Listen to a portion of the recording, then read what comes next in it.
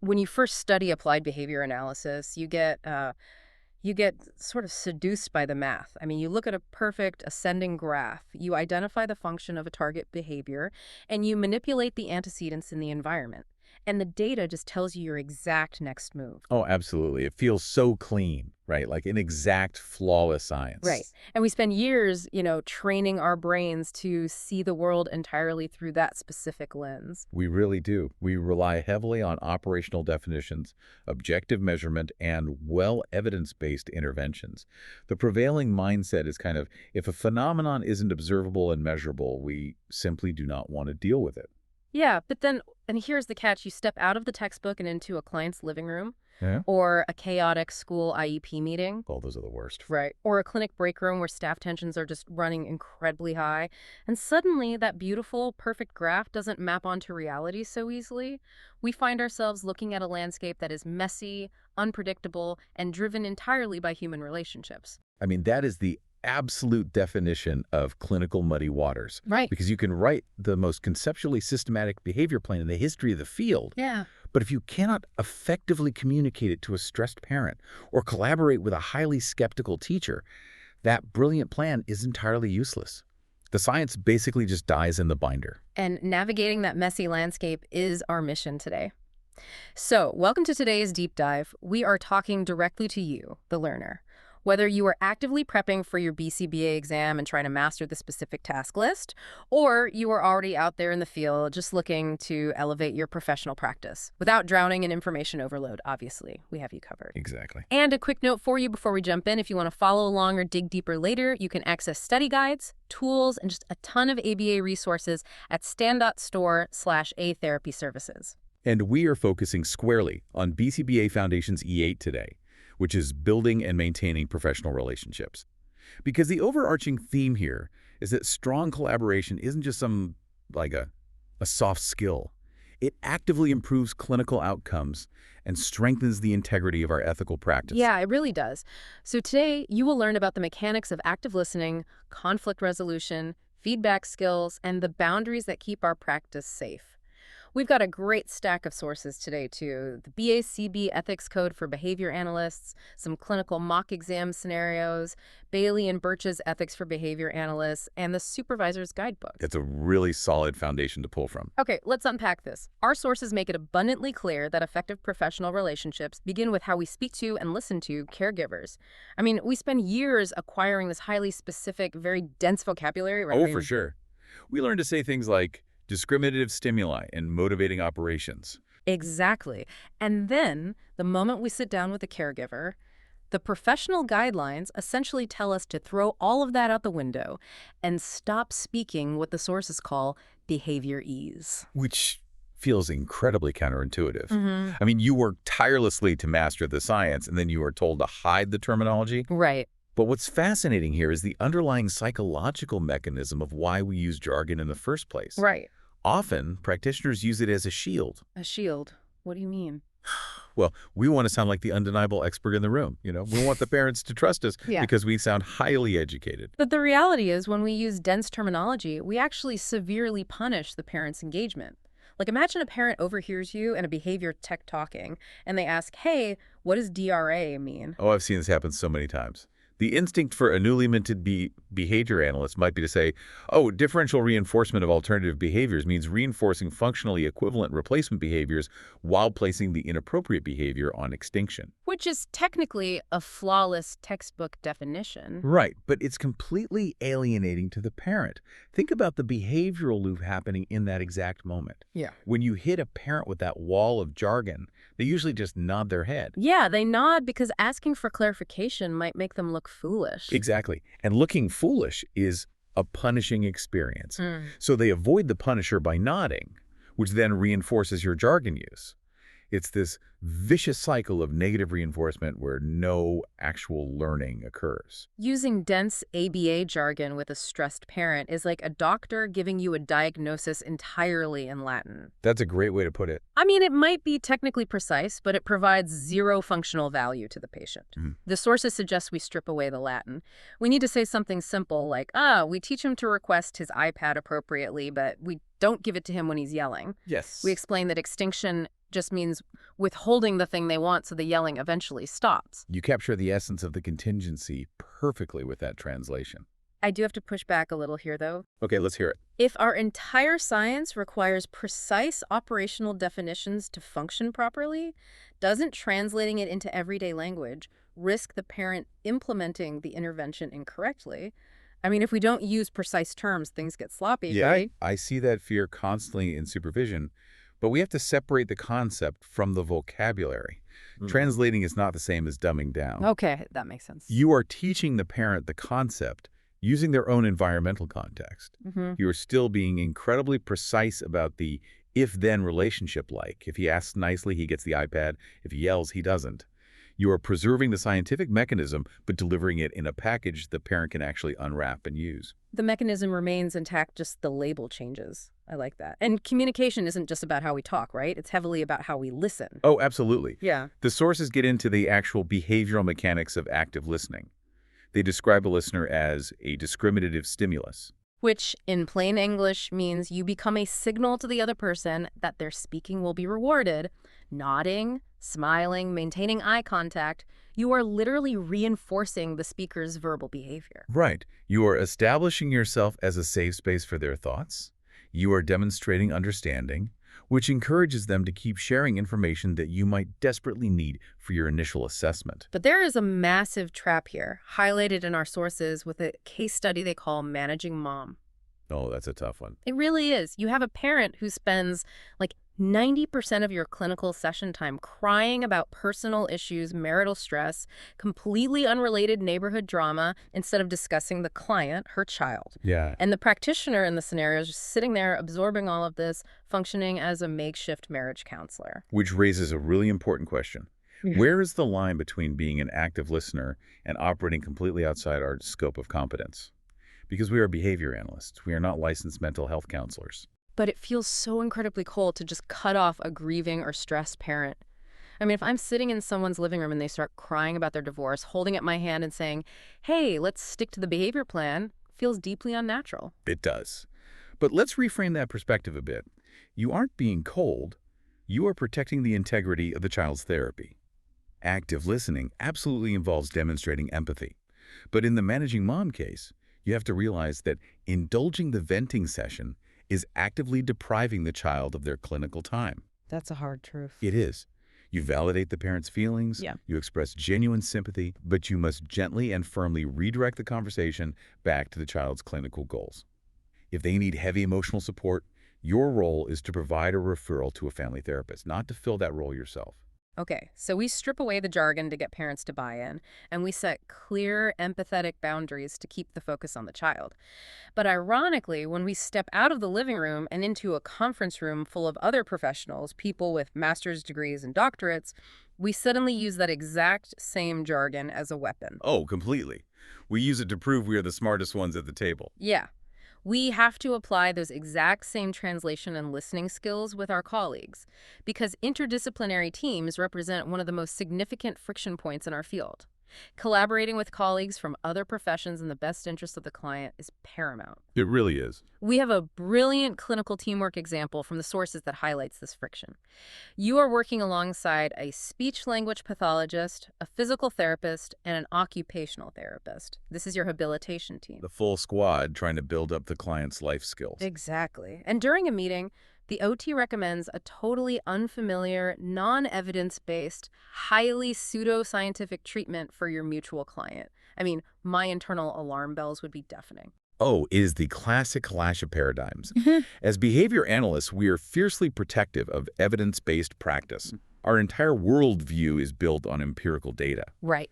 So the knee-jerk reaction is to immediately reject the idea, loudly point out the lack of empirical evidence, and assert the superiority of our behavioral methods. But wait, if an OT is pushing junk science that wastes my client's valuable therapy time, isn't it my professional duty to shut it down immediately to protect the kid?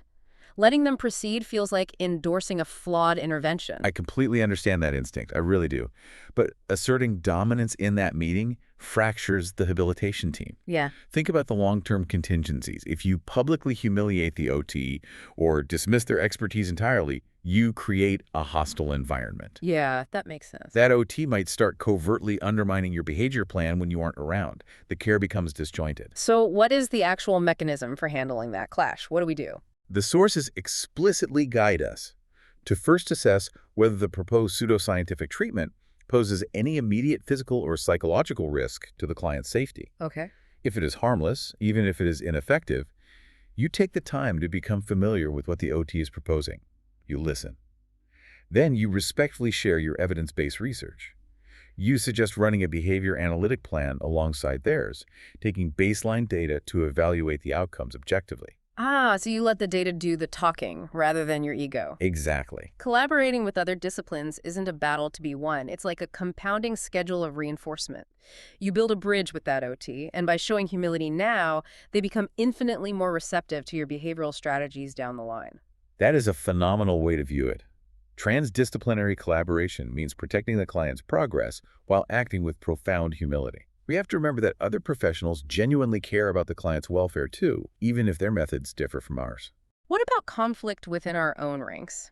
Another scenario presents a colleague in your clinic who frequently arrives late for sessions, which is significantly cutting into the therapy time for the clients. Do you immediately escalate that to the clinic director to ensure the clients get their full hours? The immediate reaction for many is to go straight to administration.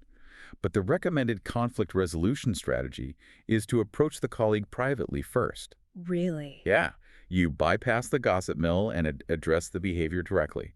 You discuss the objective impact of their punctuality on client services. So you give them a chance to correct their own behavior before introducing a punitive element. It fosters a supportive clinic environment rather than a hostile surveillance-based one. Exactly. We are building this great rapport everywhere. We are listening to families. We are collaborating smoothly with the OT. We are handling internal clinic conflicts with grace. But here's where it gets really interesting. Oh, That exact same close collaborative rapport can easily cross the line into a massive hazard, the dreaded multiple relationship. oh yes. Entering into multiple relationships is a trap that catches many well-meaning practitioners. It occurs when you are in a professional role with a person and simultaneously in another role with that same person, like a friend, an employer, or a business partner. I have to ask, though, what is the actual tangible harm? Let's say you have been working with a family for 2 years.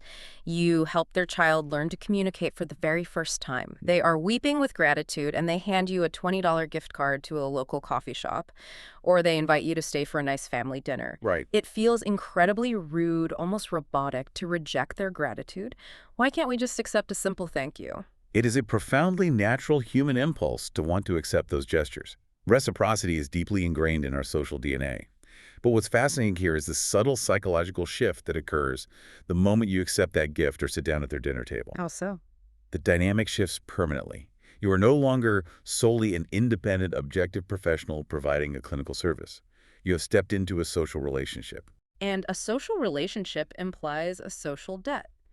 If someone buys you dinner, human nature dictates that you owe them something in return. Let's play that scenario out. Yeah. The following week, that same parent completely fails to take the required data for the behavior plan. If you are their friend who just ate their pot roast and accepted their gift card, it becomes infinitely harder to have a tough, objective conversation about their non-compliance. Oh, wow. Your professional judgment is compromised by the social debt. You might let the missing data slide. You might lower your expectations. And who ultimately suffers when the treatment plan slides? The client suffers.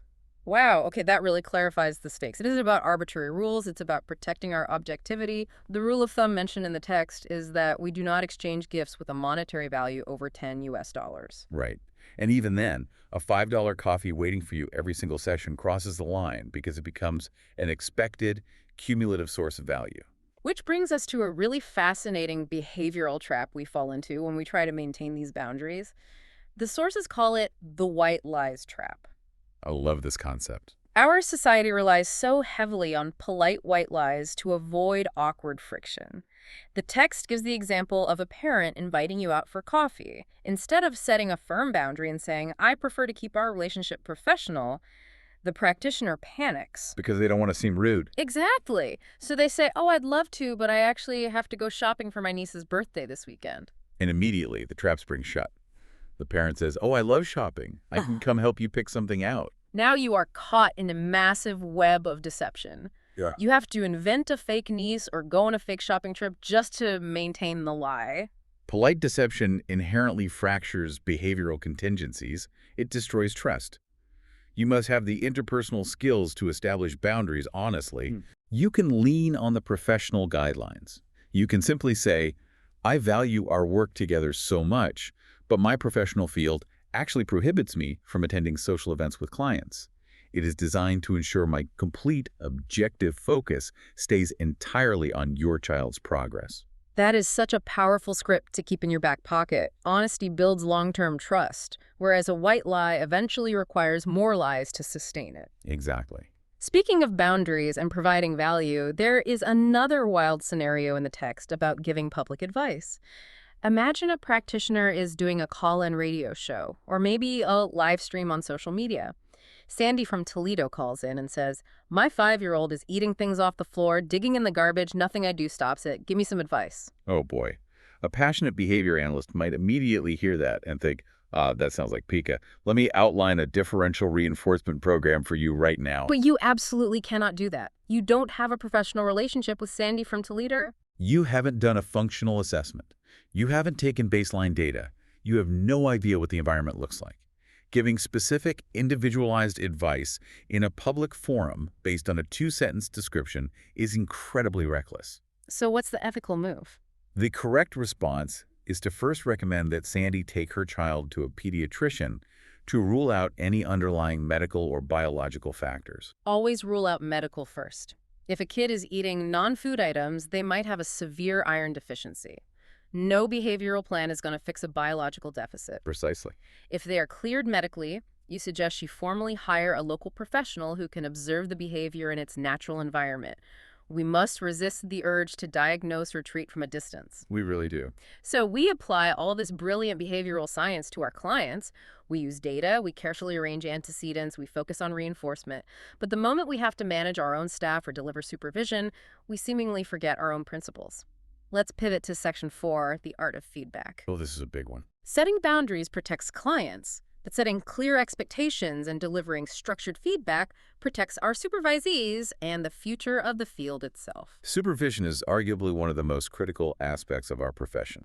We are tasked with performance monitoring, delegating tasks, and providing timely praise and feedback, but we often do it terribly. We really do. Let's role play how it usually goes wrong. Imagine we have a behavior tech. Let's call him Tom. Tom is a bit defensive, sensitive to criticism, and I notice he is implementing a prompting procedure incorrectly. Okay. The standard bad supervisory approach is for me to walk up and say, "Tom, you're messing up the prompting hierarchy. You need to provide more assistance when the kid fails. Fix it." Oh, wow. If you deliver feedback that way, Tom's heart rate just spiked. He is experiencing a threat. His natural behavioral response will be defensiveness or escape. Yeah, he might argue with you, or he might just completely shut down. Either way, the client's therapy suffers because Tom is no longer focused on the intervention. He is focused on defending his ego. And the sources pull from the supervisor's guidebook to solve this. They detail an evidence-based feedback protocol. It acts like a GPS system. Let's walk through the 5 steps dynamically. Let's do it. Step 1 is starting with a positive or empathetic statement. So instead of attacking Tom, I approach him and say, "Tom, I know this is a really demanding program, and I love the energy you are bringing to the session today." Perfect. You have instantly lowered his defenses. Step 2 is to specify exactly what was performed correctly. You might say, "Your timing on delivering the reinforcer was spot on. Yeah. You handed over the token within 0 seconds of the correct response." Okay, now Tom knows I am actually paying attention to his skills, not just looking for flaws. Exactly. Step 3 is where we specify what was performed incorrectly, but objectively. However, I noticed that when the client didn't respond, you repeated the verbal instruction 3 times without changing your prompt. Notice how you didn't call him lazy or careless. You described the observable behavior. Right. Step 4 is outlining exactly how to correct it. Remember, if the client doesn't respond correctly to a prompt, the next prompt needs to provide more physical assistance. Next time, try moving immediately to a partial physical prompt, just gently guiding his elbow if he misses that initial verbal cue. You are explaining the exact mechanics of the fix. And finally, step 5 end with a positive or empathetic statement. Your rapport with him is looking incredibly strong today. Adjusting this prompting hierarchy is going to help him acquire this skill so much faster.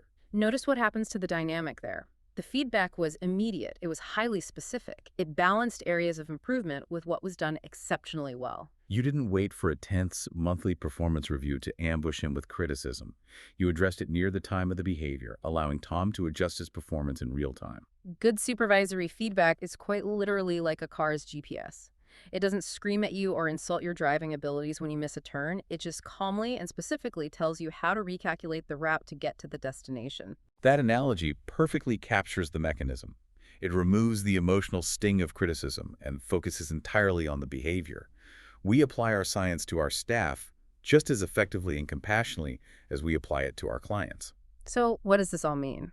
We have covered a massive amount of ground today, from translating dense behavior ease into functional, plain English for parents, to practicing active listening without slipping into the role of an unlicensed therapist. Right. We navigated the interdisciplinary clash with the OT by focusing on data over ego, avoided the white lies trap regarding social debt, and mapped out the exact 5-step GPS protocol for delivering supervisory feedback without triggering defensiveness. If we connect this to the bigger picture, mastering the foundations of professional relationships is not just about memorizing arbitrary rules so you can pass a multiple-choice exam.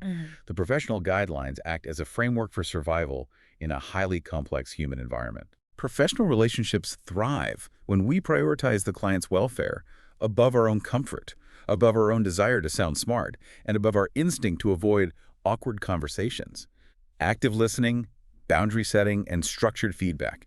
These are the actual tangible vehicles that deliver the science of behavior analysis to the people who desperately need it. The science simply doesn't work if the relationships are broken. It all comes back to that. But before we wrap up, I want to leave you, the listener, with a final thought to mull over.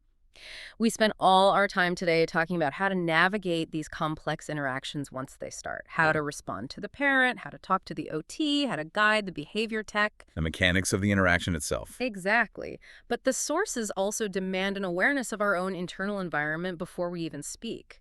There is a powerful, deeply human behavioral tendency called affinity bias.